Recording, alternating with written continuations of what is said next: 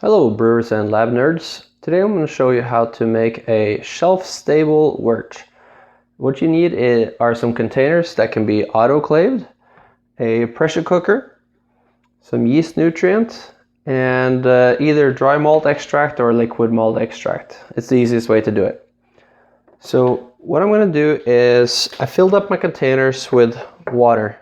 It's been filtered already. And I'm going to just weigh it out to see exactly how much it is I have. So let's go ahead and put the pressure cooker up here. I'll also take the plate out for right now. We'll put it back again later. And then just hit tare on the scale. Because I don't know exactly how much water I have here.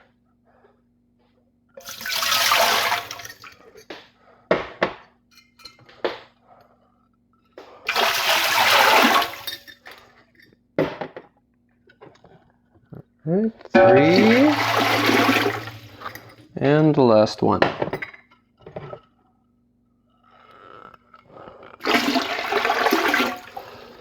Okay, so my scale says that weighs 5.36 kilos, which means that I have 5.36 liters of water in here.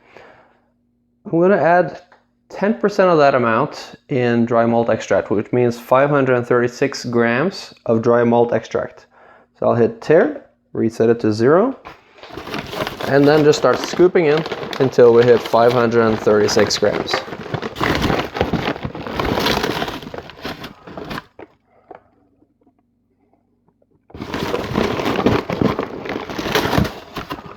Looks like we'll need about 4 of these.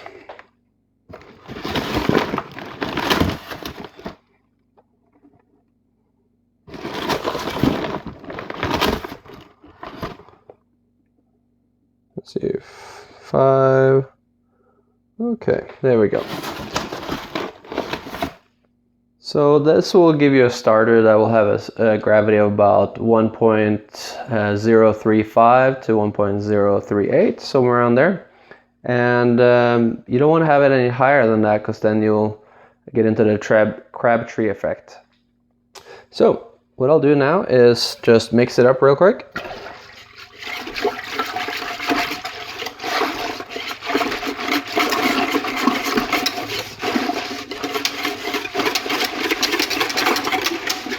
Okay, it's pretty much dissolved there. And we're also going to add some yeast nutrient. This yeast nutrient is Go Firm, and they want 1.25 gram per gallon. So this is maybe about 1.2 gallons or so. So I'm going to go for, let's say, 1.5 grams of yeast nutrient. That's just guesstimating exactly what it should be. Just do your own math for your own yeast nutrient.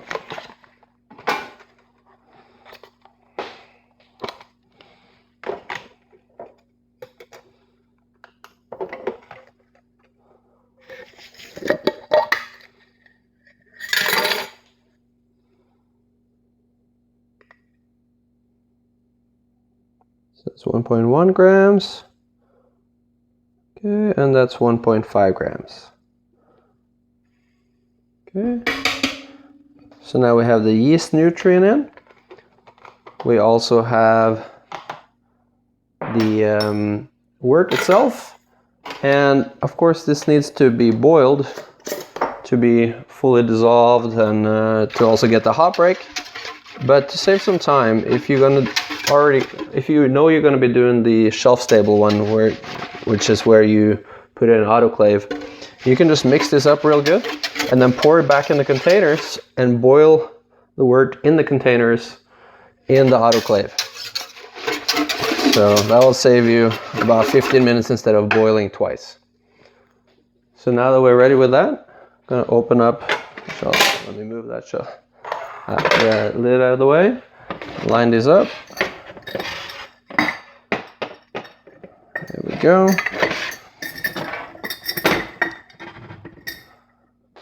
And then we'll pour it back in again.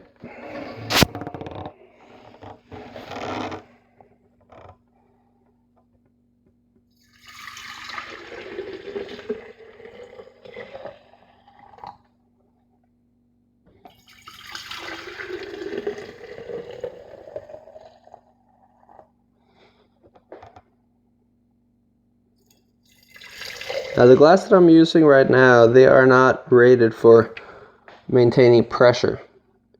So I'm not going to seal the lids while they are in the autoclave. I'll just have them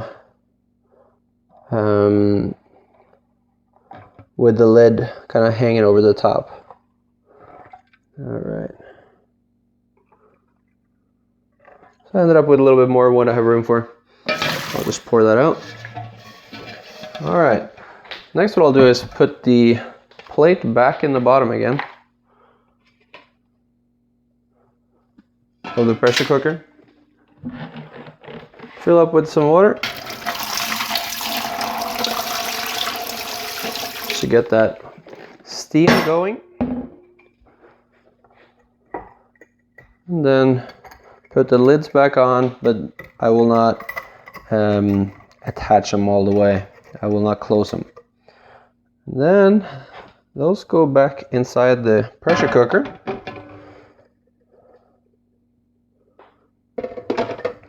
I made sure I bought a big pressure cooker so that I can fit as much as possible. I'll put a link below to the one I have.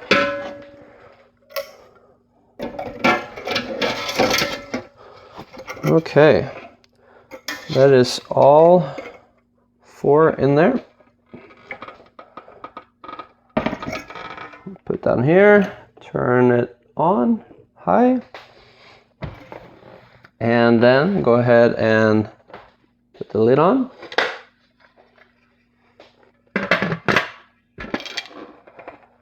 And what we're going to do is bring it up to a boil. Boil it for 15 minutes at 15 psi to sterilize it. And then just let them cool down to room temperature. You can do it overnight or just leave them there for however long it takes. And I'll be back when this is boiling.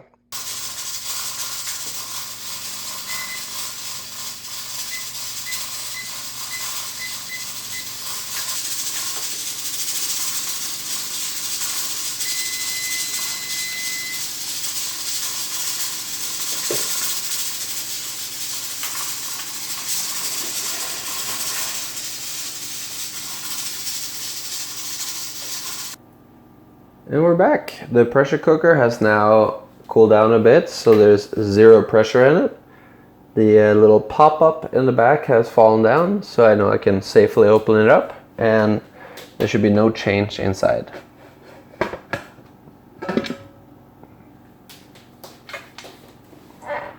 There we go. And from here, I can just seal them up, and they're still really hot. So if you seal them when they're hot, they will create a little vacuum as they cool off. And as long as your containers can take it, then that will help seal them even better.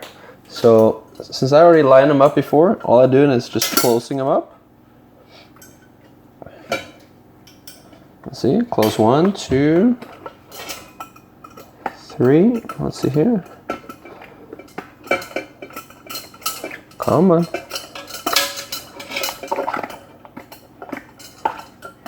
I had one that was a little hard there, burned myself. 3. And I'll just start taking them out.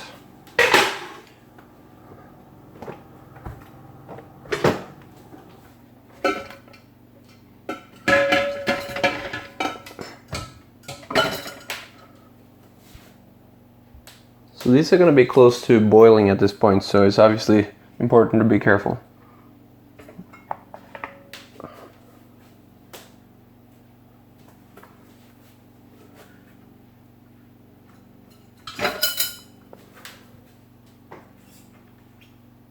I can highly recommend these rubber gloves as they let you touch things quite easily when they're boiling.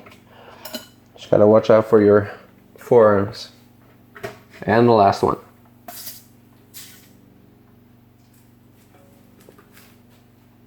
All right. So there you go. Now I got, what was that, 5 liters of shelf-stable Wort. So you can just set it on a shelf. You don't have to keep it refrigerated.